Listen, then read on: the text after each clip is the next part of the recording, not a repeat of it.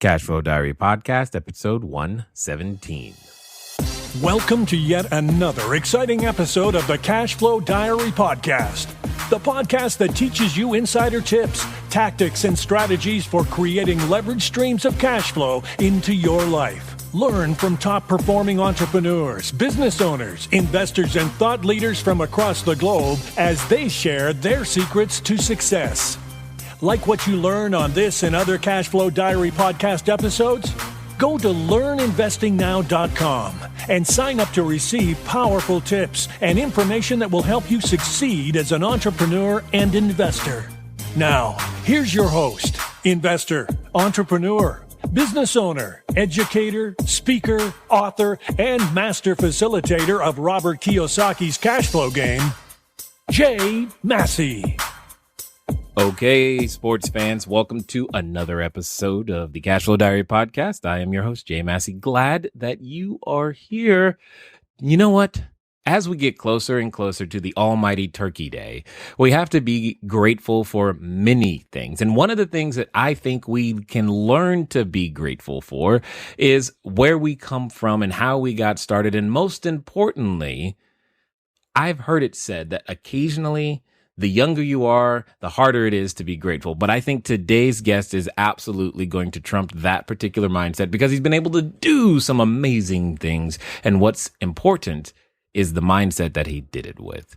Today's guest, Austin Netzley, is a former athlete turned engineer, investor, entrepreneur, and soon to be author. In fact, if you are hearing my voice right now, you may have already gotten a copy of his latest book, and we'll definitely have him talk about it. He's the founder of One Pursuit Investments, as well as the host of the YoPro Wealth podcast. And for those of you who are like, YoPro, what's that? It's young professional. I know. First time I heard it, I didn't know what it was either. But he overcame $80,000 of debt and a middle-class mindset. And I'm telling you, that's the key right there to find financial freedom within a few years. And hear me clearly, at the age of 27, retired from corporate America to travel the world and scale his stock trading business while also doing what he's most passionate about: helping others take their money and their mindset to the next level. You notice how that had nothing to do with working for someone else? Let's meet the man himself, Mr. Austin Netzley. How you doing, sir? I am doing excellent, Jay. I am so grateful. You said the word grateful. I'm so grateful to be here. It's really an honor. Right. I mean, it's that time of year, but at the same time, I'm guessing when you talk about overcoming that middle class mindset, gratitude has to play a part in that. Oh, absolutely. And that's actually one of the key lessons, and we'll talk about it later, but that's one of the key lessons that I learned from interviewing 75 successful people like you. Like, it's amazing that the power that gratitude in and of itself has. And one guy I talked to, Dennis Cummins, he wrote the book, Turning Terrible into Terrific. Basically, the way to turn any bad situation around, and bad doesn't even have to be that bad. It can be something mediocre, which is bad in our opinion, right? The way to turn that around is with gratitude. You start to build that momentum by just getting things in motion, starting with what you do have, right? And then as soon as you start to build momentum, you're unstoppable. But that's a definite huge piece of the mindset and of success, I think. So yeah, great time of year. Excellent. Excellent. Now, before we get too far into it, first of all, I just want to say, remember, guys, bad is a matter of perspective. But the other thing that I want to say is, we got to find out a little bit more because, you know, nobody that I'm aware of is just born popping out perfect. Okay. And we go through a journey. You mentioned, you know, that you athlete, engineer, investor, entrepreneur, all these things. I guess my question is when I look at today's entrepreneurs, kind of like yesterday's superheroes. You know, you got the Arrow and Superman and Batman and Robin and all these people that were flying around in capes and tights, doing amazing things, saving people out of their own mess in most cases, and getting rewards for doing so. Mm-hmm. And before they put on those costumes, they each had an alter ego, secret identity, or somehow they started their journey differently than what we perceive them to be today. So we must now know, before you were all of those things and now a published author, I'd love to know, who is Austin Netzley? Man, that's so true. But things have changed really, really quickly. So 6 years ago now, I graduated college with a lot of debt. And I was headed down the exact path that we were all supposed to do. I was working my butt off in school, getting good grades, staying out of trouble for the most part, doing everything right, got a dream job in the corporate world.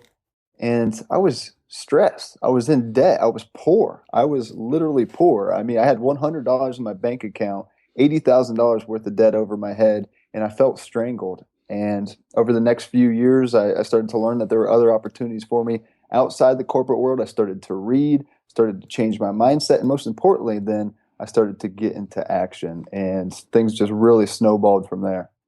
You know, what's interesting is that there's probably someone going, hey, I went to school, I got good grades, but where was my reward as well? And what I find interesting, or at least that's what I've heard many times, is that oftentimes it's not what happens to us, but how we perceive or react to what is happening that begins to change the result. So walk us through this process here. I mean, many people end up in tens of thousands of dollars in debt, especially if they get one of those fancy things called a degree, which some of us call a receipt.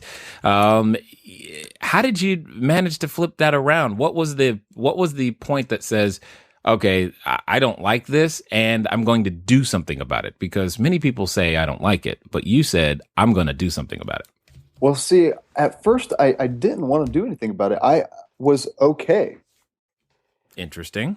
So I thought it had to be work, right? It wasn't supposed to be fun. It was like I saw my parents not necessarily really enjoy their jobs. I saw them go work for somebody else. It's the only thing I knew. And I was doing that at the highest level. So my first year in the corporate world, I had made six figures with my bonus and investments and different things. So I thought I was being successful, but then the big trigger for me is I went into a sales role. It was my third job for the company, and I had this vision in my head anyhow. So I wanted an engineering degree.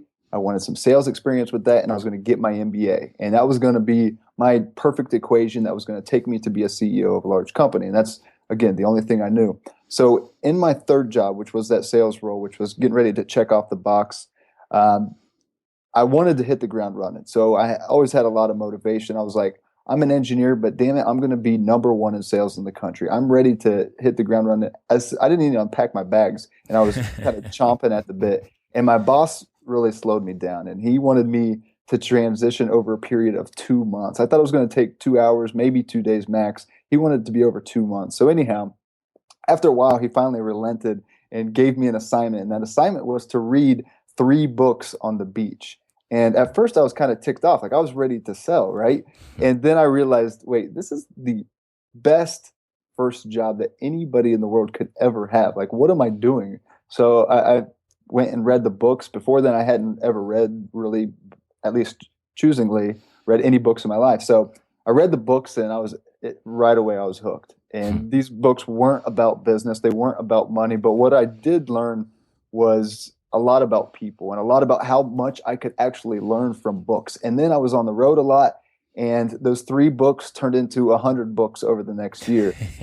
And that's a little bit overkill, but it wasn't, because my mindset was so down the path of a middle-class mindset that I talk about, that it needed that. That's what I really needed to get over that hump. So with each chapter, with each book that I read, with each lesson that I learned, I was slowly changing my mindset. And I didn't really understand that at the time, but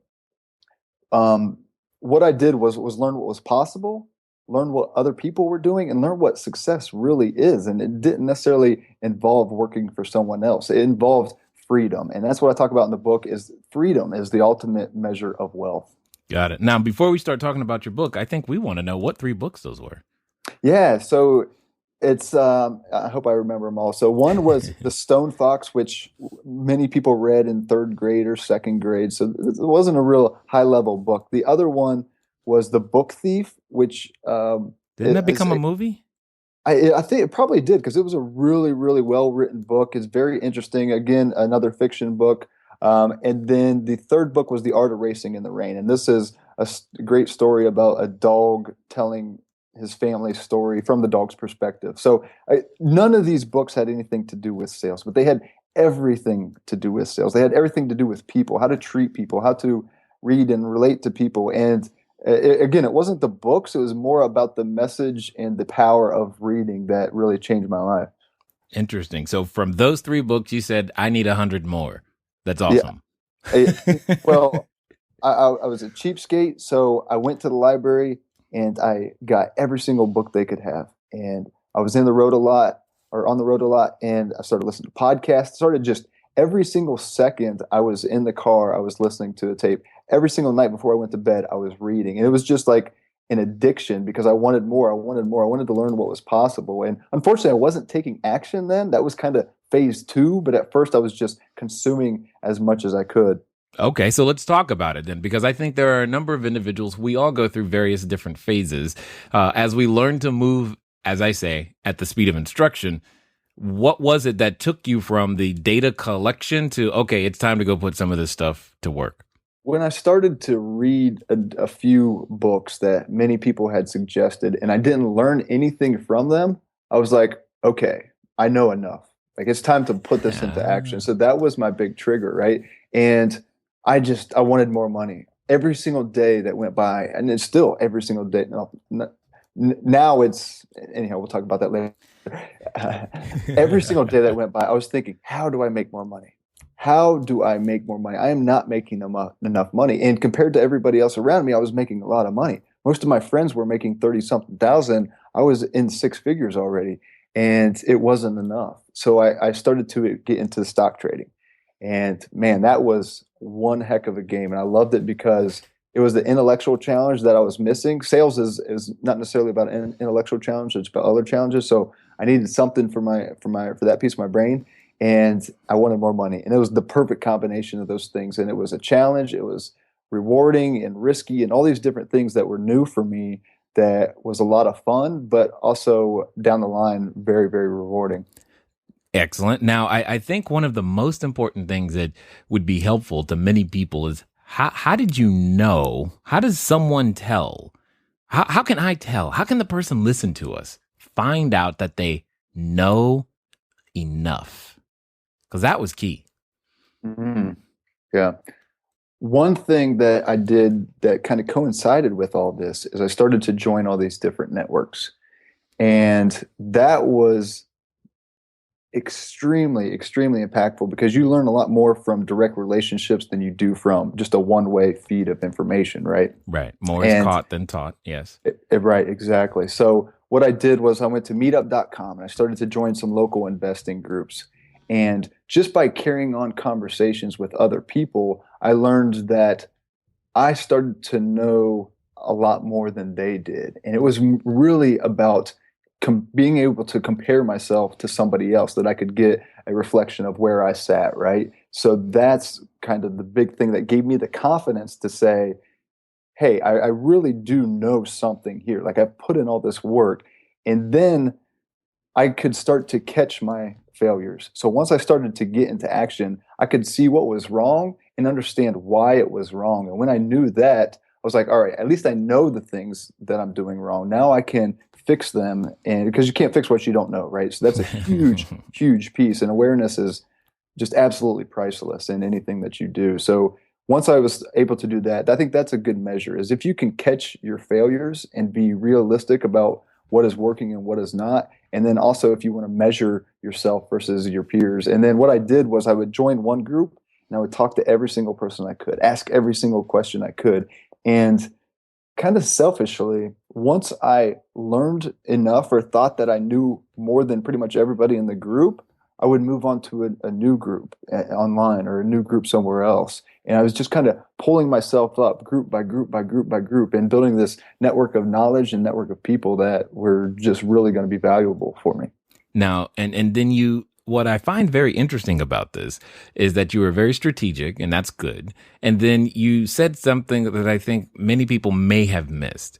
One of the key factors that I often run into, especially with new investors, new business individuals, what have you, is that you said you knew enough, not everything. Mm-hmm. You said the word enough. How did you free yourself from the trap of, well, what if this happens and what if that happens and how did you get the courage to go, you know what? I know enough. And even though it may not go perfectly, now is still the time to move forward. To be honest with you, I'm not the person to answer that question because it took me a long time. I should have known enough in a month or less, and it took me probably 5 months before I would take action. And every single day, I was just fighting fear and trying to build my own confidence. Wow. And it's funny, the way that I started to build my confidence wasn't through knowledge or anything. It was through taking a cold shower. Okay. And You're going to have to continue with that one before people exactly. start wondering. So I don't know if it was Tim Ferriss or somebody that I learned, probably in a book, right? I learned that the way to start fighting fear is, so basically we have this lizard brain that I call it in our head that stops us from doing anything. It's created millions of years ago to stop us from going and being eaten by a saber-toothed tiger, right? Right. But I haven't seen one of those in a while. Yeah, they haven't been around a while, but we still got this lizard brain. So what we have to do is defeat this lizard brain. And the way for me to start doing that was to take a cold shower. And you know how it feels. It stings. It's not fun. You can't breathe. You're like, I got hot water right here. Why would I even do it? It's why I don't go camping, but go ahead. Right. So I did it. And the first day it stung, it sucked. And I got done with it. I was like, oh, I survived, right? That wasn't too bad. And then I did it again, and I did it again, and I did it again. And before I knew it, I was actually looking forward to that cold shower. And this was after a period of 2 weeks. And then the next thing I did, which was a huge step for me, okay, so I'm an engineer, so talking to anybody is a big step. So my huge step was to go into Starbucks and start a conversation with somebody. Ooh. Yeah, one person. And I Ooh. did it. And it was so scary. And I probably stumbled all over my words, which I do anyway. And I walked outside after I did it. And it was almost like I won the lottery. Like I wanted to jump up and down because I did it. And then the next time I talked to two people, and it was just a slow evolution of building my own internal confidence and getting out of my own way. And that's what I try to fast forward for people now is all about the mindset piece. But I think it was really a combination of all these different things of not only learning, networking, and doing these small little things to trick my mind, to build the confidence to just get into motion. Because that's actually the hardest piece, is to get into motion. Because once you try something, you're like, it's not that big of a deal. It's real, like you're going to survive. Like the worst case scenario is that you lose a couple $100 or whatever it is. The worst case scenario is not life or death. The worst case scenario is a small price that you're going to have to pay to move on to where you want to go eventually. But it's the hardest piece for people to do. Yeah, well, the funny thing is that there was a song a while ago that my mind is playing tricks on me. I mean, at the end of the day, we think the perception is, oh my gosh, if that happens, it's over. Whatever it is, it's just done. It's over. My world is ending. And yet you found simple ways to bridge that gap so that that didn't happen. And I'm sure many people would have loved to seen you go through the process at Starbucks. And who did you choose to pick? And what did you choose to say? And I'm sure all of those questions are going through. But at the end of the day, what I want everybody to hear is, you and I, as you guys know, I'm naturally an introvert. Sounds like Austin has some of those same tendencies. That doesn't mean we can't make this work. In fact, that could be the very reason why you must make this work. So let me ask some of the questions that I'm sure that is on somebody's mind. Tell us a little bit about what is in your book. Why did you choose to write it, and who is it really for? There's a lot in the book. There's a lot in there. And I just got a quote from somebody.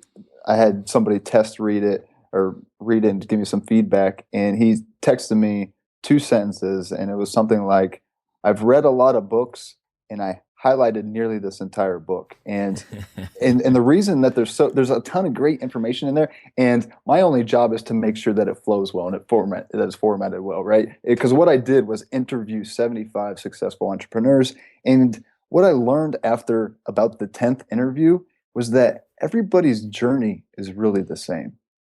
Everybody goes through some of the same sequential steps, one after the next. They build this snowball, and that just goes and goes and goes. And there were just a number of different things that I wanted to pull out that were not taught in school. We're not taught in average society. It took me until the age of 24 to really learn about entrepreneurship or learn about some of these different things that the wealthy do.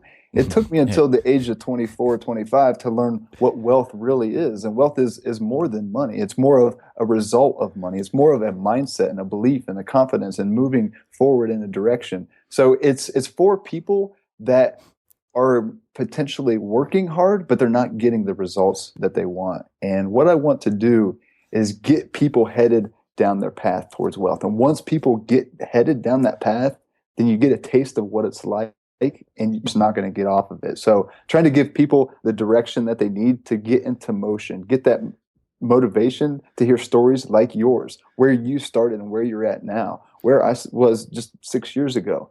And all these different people. We had one guest who was actually considered dead for 6 minutes. He was told that he was never going to walk again. So not only did he walk, he ran an ultra marathon. Now he has a couple successful business. He's a best-selling author. All these different things. It doesn't matter where you're at, you can get to where you want to go. And I hope this book is a guide to help get people in motion towards where they really want to go. Now, just as a side note, so that you know, Austin, when you say things like, it took me all the way to the age of 24 to figure out what wealth is, just realize that some people are older than 24. Okay. No. And I say that, I'm glad you bring that up. And I say that for a reason. That's why I wrote this book, was so that people don't have to wait till they're 80 or 40 or 20, or even 24. So that people, no matter what age they are, if they read this book, they can learn these things about what true wealth is. And actually in the introduction is a whole section on what the wealthy define as wealth. And it's funny, the definition in the dictionary is an abundance of money and possessions. But the only time money ever came up when it was about cash flow or financial freedom. Other than that, it was not even talked about. It was more about purpose and passion and contribution and all these other things, especially freedom. And that's what we're all really going for. So that's another reason why the book was written, so that people that read it, no matter what their age is, can figure out these things right now and not tomorrow. Are you tired of letting good cash flow generating ideas go to waste? Go to cashflowdiary.com/ready to apply for a complimentary, yes, that means free, one-on-one breakthrough session. Take action now. Go to cashflowdiary.com/ready. Again, that's cashflowdiary.com/ready. Before we get back to today's episode of the Cashflow Diary podcast, your host Jay Massey has some important insights to share with you. Here's a question. What have you found that you have in common with many of the individuals that we've interviewed, that we've talked to? And most importantly, what have you been able to implement that they have also done? I mean, if they're human, just like you or I, what's the difference? Can we not do the same thing? And that's kind of my question to you. As you're listening to Austin, you've got to hear yourself in various different forms. I mean, you don't have to lose it all in order to make things happen. And as you hear in his story, it doesn't matter what level someone is at. It is still possible to be frustrated and, most importantly, dissatisfied and seeking more. I hope that as you continue to listen to the rest of this particular interview, you find those specific action steps that you can take that he took and that others have taken to go out there and create their success. Let's get back to it. Well, you know, what's interesting, by that dictionary definition, nearly every American household is wealthy, because if they've got at least 2 televisions or more than one cell phone, or if just go look in your garage, that's where the abundance of possessions are lying that should be on eBay, so that you could go sell it and actually then put that money to use. So right. Talk to us, if you will. What was that? Why paper assets? What makes that the thing for you? How does that work in your world to be able to build cash flow and to set yourself free at the ripe old age of 27? It was best for me because initially it was an interest for me. So as a teenager, I was always really brought into enjoy different movies about the stock market. So it was the first kind of interest that I had, and it's the first thing I wanted to learn about when I had the ability to do so after college, which of course I could have done at any time, which is what I learned later. It works best for me because what I wanted was something that I could use my analytical skills and set something up that is automated. So what I do now, Jay, is I turn my program on in the morning and I turn it off at night. And I go do whatever I want to in between that. And that allowed me to have the lifestyle that I want to. So I've traveled around for actually 51 weeks, and next week will be exactly 1 year. And it was an opportunity for me to do that. So I learned from some other people that I could automate my investments, I could have them simplified, and that's what I've done. So then it was a matter of, how do I create my strategy? How do I create something that will make money in no matter if the market's going up or going down?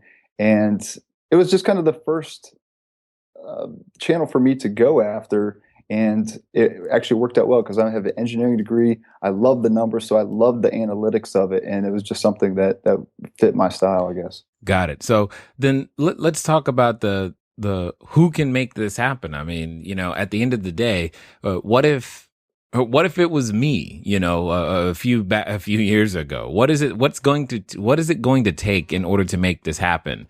I mean, do I have to have, the right, do I have to have a 6-figure income? Do I have to have, what am I missing, or what resources do I need to have access to in order to make this happen for myself?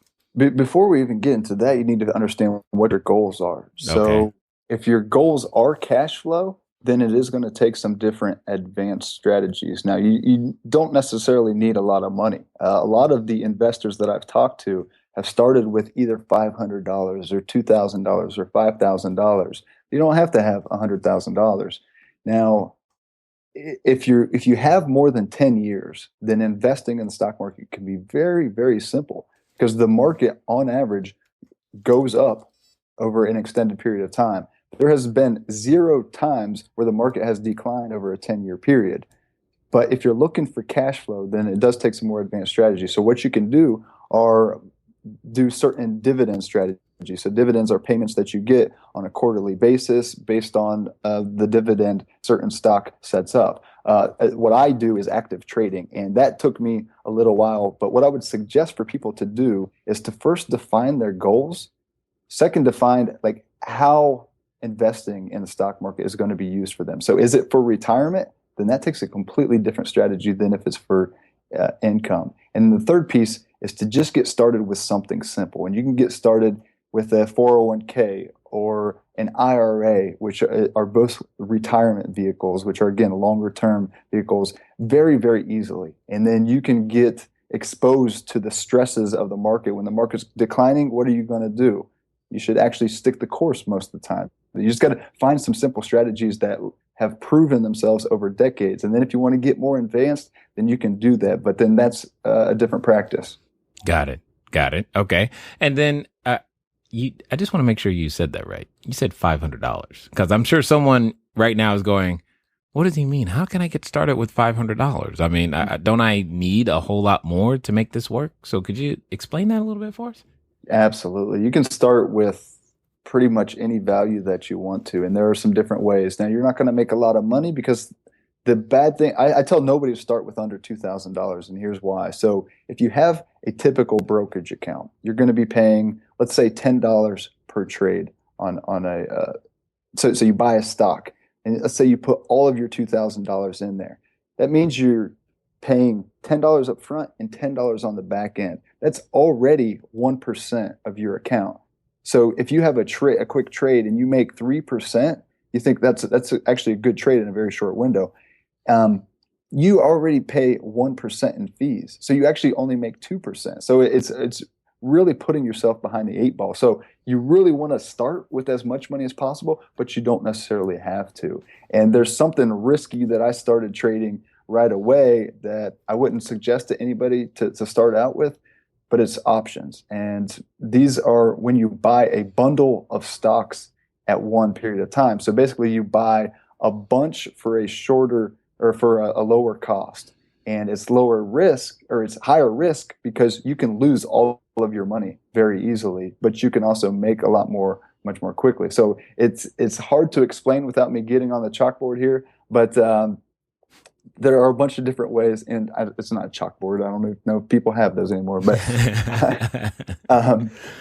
but there are a lot of different ways to get started, I guess what I'm saying. Yeah, no, I get that. And yes, I haven't seen a chalkboard in a long time, but that I'm sure they still exist somewhere in various different forms. Now, I guess the question becomes, is you mentioned overcoming a middle-class mindset. Can you help me understand how that helped in any way, shape, or form? Because, I mean, I'm listening to you today. It doesn't sound like I need to have anything. I don't need to think a particular way to open up an account at, a discount broker or anything. So why is that important in any way, shape, or form? I think it is important. So you do need that. So you need to start thinking bigger. So you need to start having more confidence and thinking like the rich do, and start thinking in a big way. So when I started making my goals bigger, I wasn't worried about making $100 in the stock market. I was worried about making a 7-figure business, and something that was automated, that didn't need me to do anything. So now I can have my assistant run my business. And just that big shift in my mindset created the difference between $100 and $1 million, right? So it is about changing your mindset, really. And what I also did was, again, we go back to this confidence word, build my confidence so that I could put myself out there to ask very successful people what they did, ask them to mentor me, ask them how they failed, ask them what they do in my situation. So it's really about thinking in a certain way, and then acting in a way that coincides with that. So once you start to think big, you start to act and do things based on those big beliefs, and it really snowballs everything. So you just cut back your time. So I heard somebody say the other day, what size of the problem are you trying to solve? And that size of the problem dictates the size of your success. So if you're focused on something small, then your results are going to be something small. If you're focused on something big, then your results are going to be big. So it's kind of like shoot for the moon and catch the stars, or maybe the opposite. I don't know. But it's all about the mindset at the end of the day for me. I heard something similar from a person as well. So that's interesting to me that you were saying a 7-figure business. Now, because very few people. Well, first of all, we all know I play in the real asset world, so I don't spend a whole lot of time in the paper asset world. You might be one of the first individuals that I'm sitting here going, okay, so he wants to do it on an automated fashion.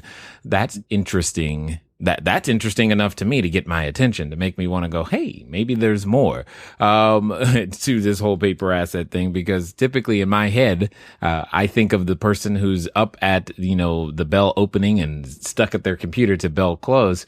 And I'm just like, I do not want to do that. So that was me. That was what I used to do. It's hilarious. I used to listen to like this music that would get me pumped up, and I would call my buddy who was also trading, and we would watch CNBC, and we'd drink Monster energy drinks. And now if you saw my trading, you would literally fall asleep within 3 minutes. And you know what the difference is? The difference is now I'm successful, and I used to be. And that's the myth about successful investing. Like, successful investing should be as exciting as watching paint dry. It's all about numbers. It's like that right. You have to have an edge to have ultra success from the investing world in any type of investing, right? Mine's just on a much more quick basis, I guess, if you want to picture it that way. But anything's possible. And the reason I love the stock market so much is because you can quickly add up compound interest. So compound interest is the most powerful force in the universe. Albert Einstein didn't say that, but they say he did. So anyhow, it's a great quote. And I learned, being a math nerd, I learned that if I took $10,000 and learned how to make 1% per day, I would make $1 million in like 1.7 years. I forget what the exact number is, but it's a very quick period of time from $10,000. And that kind of motivated me to, how do I not necessarily make 1% per day, but how do I make 0.2% per day, which doesn't sound like much, but you put $100,000 at 0.2% per day, and we're talking about some big numbers, and it just grows and grows and grows. Not linearly, it grows exponentially. Well, that'll definitely buy a few Monster energy drinks. Got it. So other than your tips on nutrition, what else do you think has been very, very helpful in terms of being able to create the success that you've seen out there? A mastermind group. Oh, is there? Okay. So you're saying you don't have all the answers? I'm saying find somebody that has a lot more answers than you. Got it. Find other people that are like-minded and going to the same place that you want to go to. Surround yourself with them. That's the most impactful thing that you can do. You can read 200 books like I did.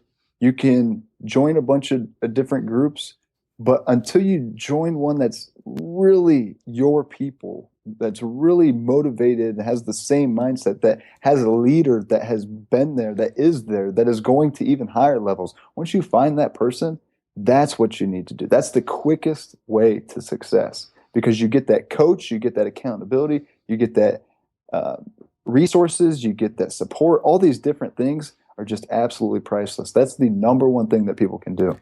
Now, you you mentioned you could read 200 books, and you've mentioned going to all of these meetings and finding these people. You know, Austin, this dangerously sounds a lot like work.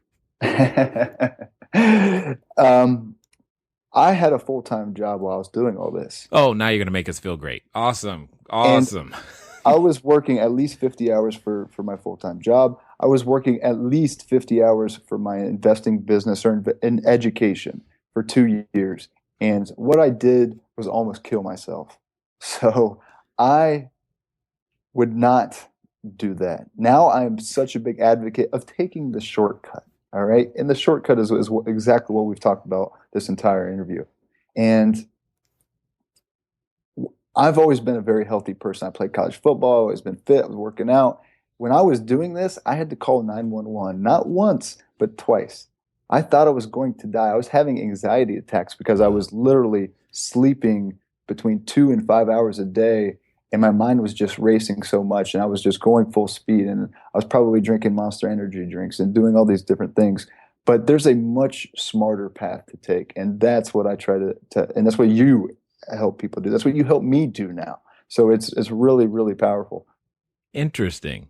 So you're saying 2 to 5 hours of sleep doesn't work? Oh, got it. Now that's pretty funny to me, though, that you at least realized that and you did something about it. So tell me about that time where you totally made a mistake. Something didn't go well. You thought, oh my God, how on earth am I ever going to get out of this situation? You know, I've had this question a few times, and unfortunately, I don't have a great answer. That's actually a very negative thing. I was on my buddy Edwin Marino's podcast once, and I think it's the Failing Greatly podcast or whatever. And we were talking, I was like, I don't have any great epic failures. And that's why I'm not a multi-millionaire yet. Like, next time I come on your show, Jay, I want to have an epic failure that I've had. You can borrow some of mine, that's for sure. Well, that will mean that I'm successful. So to be honest with you, the biggest mistake I could say that I've made is even after I started my algorithmic business, it took me 2 years to leave my company. 2 years. I was starting to make more money on the side by pressing an on button and an off button than I was by going to work for somebody else. Interesting thought. That is a mistake. Time is money. And I enjoyed what I did. I liked the people. Everything was good, but good is not great. And that was a mistake that I made. Ooh, okay, but so why did you make it? That's an interesting thought process. If you've got the income coming in, why hold on to the job? I was still overcoming that middle-class mindset. I was still overcoming fear every single day. It was a gradual process that took me 2 years. When I said I was at zero, I was at zero. I had confidence, and I had the belief internally that I was going to be successful someday, but I didn't have that real, true belief. And there's a difference between the confidence and what I knew that someday would be true. And Yeah. it Yeah. was a year and a half, and then I knew, and I still wasn't healthy. So the health thing in between there kind of backed things up a little bit, but still it was mostly about confidence. So, what gave you the, we'll say, confidence to actually cut the umbilical cord, if you will, and go out there and go, you know what? I don't need this job. I hit a couple milestones. I was always like, all right, as soon as I make six figures, that's good enough. I'll leave the company. As soon as I do this, as soon as I have this much money saved up, I'll leave. And finally, I hit the last one. I was like, you know what? Like it's time. And I had some other external offers that were much more money than I was already making. So I was like, do I go make all this money, double the money almost, working for somebody else while I'm still building up this fund, and then I'll be able to really retire and sell my business and do whatever I want for the rest of my life? Or do I go and do the things that I'm passionate about now? Do I go and travel? Do I go and teach people about the things that I've been fortunate enough to learn? Do I still go scale my business? What do I do? And I just kind of ran out of excuses. So there wasn't any major trigger, but what I did was I started to make monthly goals. Okay. And once I started to accomplish all those, I finally said, all right, next month, I'm going to ask for a raise. If they don't blow me out of the water, then it's time to go. And I knew they weren't going to give me any number that I would stay, but I wanted to go through that process. And that was kind of my last straw of, all right, you've done everything that you said, quit making excuses. My people around me, my mastermind group, were supporting me, and they were all doing these crazy things, having success and traveling the world and doubling their business. And I wasn't doing those things. And that's again, the biggest reason why you need to surround yourself with those people, because they'll pull you to wherever they're going, whether that's down or whether that's up. So then better make sure that they're up. You got that right. I've said it before. I say it again. Environment trumps will any day. Now, what I find interesting, though, is I've often told people that I strongly believe it takes more faith to leave a comfortable position than it does to work from having your back against the wall. And as many of you know, our back was against the wall, but you had to go, okay, I got it, quote unquote, pretty good right here. Do I really, really, really believe in this other thing that I've got going on? Yeah, I see the numbers, but the day I quit, what's going to happen that next day? Like, did you wake up the next day and go, oh my God, it's still there? No.